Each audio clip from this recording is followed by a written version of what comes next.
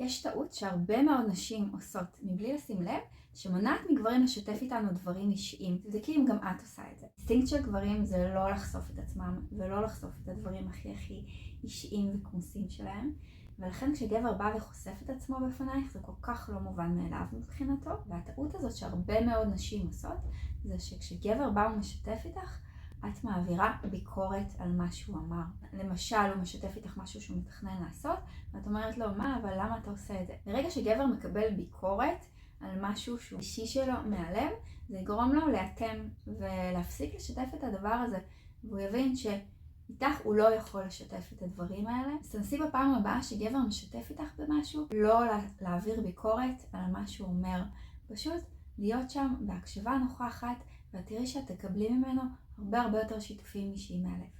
כדי להימנע מאות טעויות שנשים עושות בשיחות עם גברים, תעקבי אחריי וניפגש בסרטון הבא.